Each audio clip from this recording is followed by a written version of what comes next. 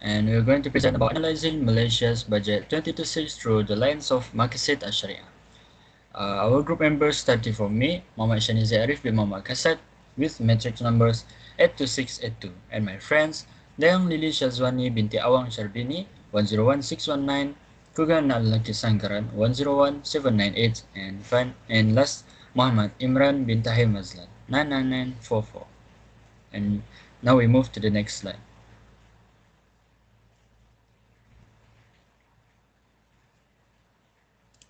Okay, so a national budget refers to the government's annual financial plan outlining its expected revenue and expenditure.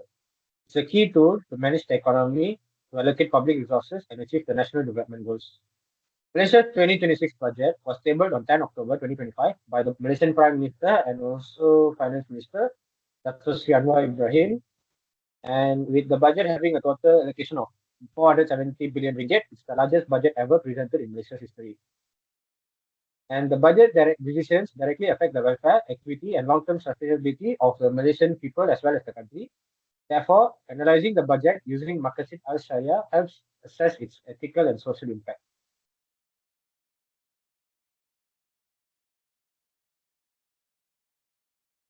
The overview of the 2026 budget, it's the fourth budget under the current Prime Minister, Dato Sri Anwar Ibrahim, and it's the first budget under the 13 Malaysia Plan. This budget is themed the People's Budget, which emphasizes on the people's welfare, people-centric policy, and it focuses on addressing cost of living pressures while ensuring economic resilience. And this budget targets a GDP growth of 4.0 to 4.5% with a fiscal deficit reduced to 3.5%. And this reflects balance between short-term assistance and long-term development. Now to the fiscal direction and expenditure breakdown. The total federal government allocation was 419.2 billion ringgit, where 338.2 billion ringgit was for operating expenditure, while development expenditure was allocated 81 billion ringgit. An additional of 50.8 billion ringgit was from GLCs, statutory bodies, and PPPs. The largest allocations go to the social sector, education, health, and security. And this shows strong emphasis on public welfare and national capacity.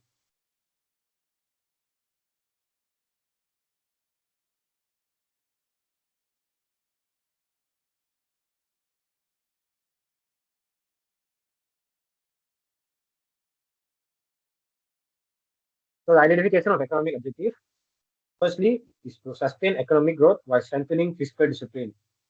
Next, to reduce cost of living through targeted and cash assistance. Next, to improve revenue collection through tax reforms and invoicing. Furthermore, to protect SMEs and middle-income households from excessive tax. Next, to create jobs and raise productivity through skills training and TVET. And lastly, is to strengthen food security and strategic sectors to reduce supply risk. Now, to the next presenter.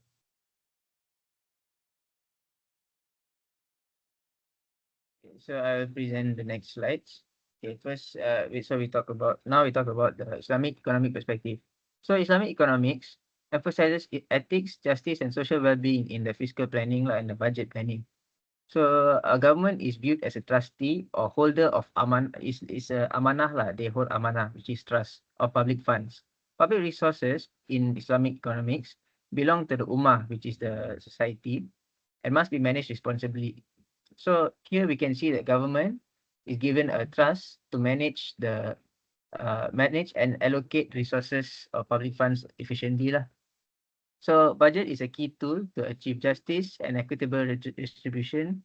Policies are evaluated beyond profit and efficiency. So what it means here is actually policies that are formed, uh, uh, they are evaluated on terms beyond profit and efficiency, meaning not only it doesn't only rely on solely financial performance lah. So it is also guided by the Maqasid al-Sharia to promote welfare and prevent harm. Okay, so the budget, so now the alignment with Maqasid al-Sharia lah. So from our analysis, uh, the 2026 budget actually aligns with all the five 5 points of Maqasid Ash-Shariah, which is Hifz al-Din, which is preservation of faith, Hifz al-Nafs, preservation of life, Hifz al-Akal, preservation of intellect, Hifz al-Nas, preservation of progeny, which is lineage, and Hifz al-Mal, preservation of wealth. So for alignment with Hifz al-Din, we can see from the budget that it provides funding for Islamic affairs, halal governance, and Islamic education. So this provides this provides preservation of faith or compliance with with the Sharia law for the people lah. So this preserves the preservation of faith lah. So other than that, we have preservation of life, his al-nafs. So we can see through the budget that actually large amounts of money has been allocated towards healthcare through the Ministry of Health lah. So this actually will help the country sustain its public health situation lah. So it preserves life. So other than that, Hifz al-Akal, which is the preservation of intellect. So we can see from the budget that a lot of money has been allocated for education, higher learning, and Tibet investment. This preserves the intellectual abilities of the society lah. Okay, so this aligns with the Hifz al-Akal, preservation of intellect. Other than that, we can see the budget also aligns with Hifz al-Nas, which is preservation of progeny, or we can say lineage. So we can see actually that the budget 2026 has allocated a lot of money as well through Ministry of Women and Family Affairs. That they actually have allocated a lot of money for family welfare, elderly care, and social protection. So this helps to sustain the family welfare of our country, and helps to preserve lineage. Other than that, is Hifz al-Mal. So we can see preservation of wealth. So we can see that actually the government has allocated policies such as targeted subsidies and fair distribution of public funds. So this will actually help preserve the wealth of our son lah. So we can avoid extreme concentration of wealth and all that through zakat. And then overall, the budget supports essential human needs and social stability. So these are the core Islamic principles. So we can see that the budget also aligns with these three core Islamic principles, which is justice, public welfare, and avoidance of harm. So for the first one, justice, progressive taxation and redistribution to reduce inequality. So here we can see actually progressive taxation and redistribution of wealth actually helps to reduce the inequality and preserve justice within the society lah. Next, we go to maslahah, which is public welfare. So we can see that the budget also encourages strong spending on healthcare, education, and infrastructure. And this is to maintain social development in our society lah, to maintain the public welfare. So this actually works in public interest lah. So we can see that the budget actually aligns with this. So other than that, also avoidance of harm. So our budget actually has policies such as policies have been made lah, such as the carbon tax policy to reduce environmental damage lah. So this also aligns with the principle of avoidance of harm. These policies aim to protect society, the environment, and future generations. This also reflects ethical governance and concern for public interest. Okay, now we go to the next presenter.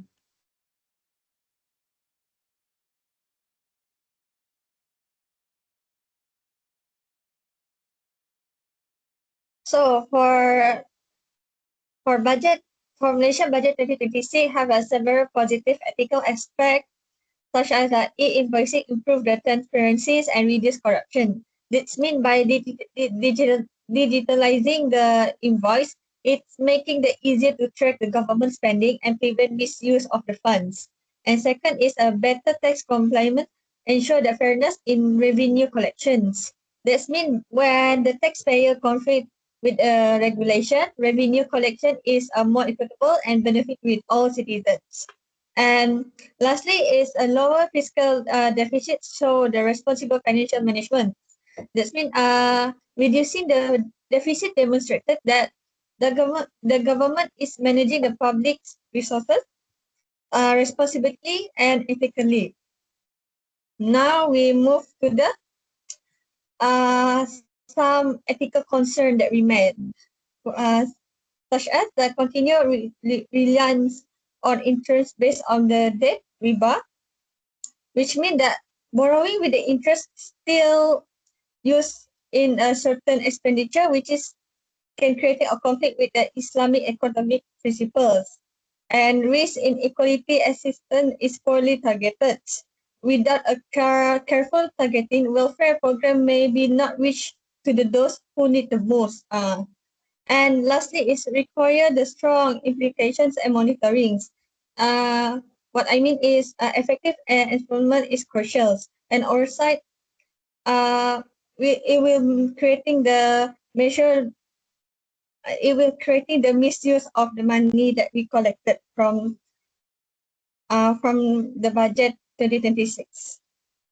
So now I will move to the next presenter.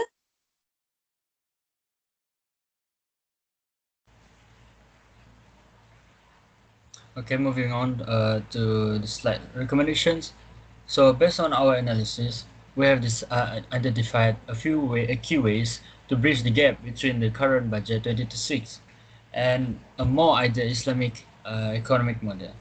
So we want to move beyond just theory and look at practical solutions. So point number one, we have a mainstream Islamic social finance. So here, uh, we currently Wakaf and Zakat are often seen just as a charity. We want to officiate them as a main tools for national development. For example, instead of relying on tax money for healthcare, we propose a Wakaf hospital scheme. So this is where the building is funded by public Wakaf contributions and operations are supported by an endowment. This directly protects life, which we understand gives al-nafs without burdening the government's operating budget. And then next, point number two is for debt management, ethical debt management. So we know high debt services charges are a problem. So we recommend shifting aggressively from interest-based loans to risk-sharing instruments like asset-backed sukuk. So for huge budgets like the Pan Borneo Highway, instead of borrowing money with interest, we issue sukuk. This invites investors to share the risk and an ownership of that specific asset. So this avoids riba and ensures our debt is actually backed by a real economic activity. So next is tax justice or adil. So we fully support the new carbon tax and dividend tax, but we recommend that this revenue is strictly ring-fenced, meaning the money collected from pollution taxes should go directly to green tech in rural areas, and the taxes collected from the wealthy, like the with dividend tax, should go directly into STR and SARA cash aid programs. This ensures wealth actually circulates from the rich to the poor, not just into a general fund. And then the next point, empower the undeserved. So for the small economy, we want to stop trapping micro entrepreneurs in debt. So we suggest expanding the ITCAD program using a graduation model. So it starts with a zakat capital, which they don't have to pay back. Moves to interest-free loans, a current al-Assad, and once they are stable, and only then to commercial banking. So this protects the vulnerable from being crushed by debt before they are ready. And finally, for human capital, values-based human capital. So we are allocating billions to Tibet, which is great, but we recommend adding a mandatory market and ethics module. So we need to teach future engineers and contractors about amanah, a trustworthiness, to fight the root causes of corruption and scams.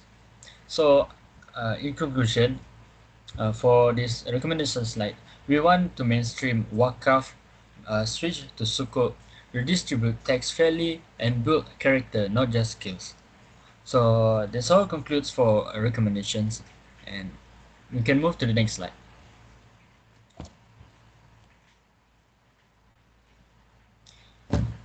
So in the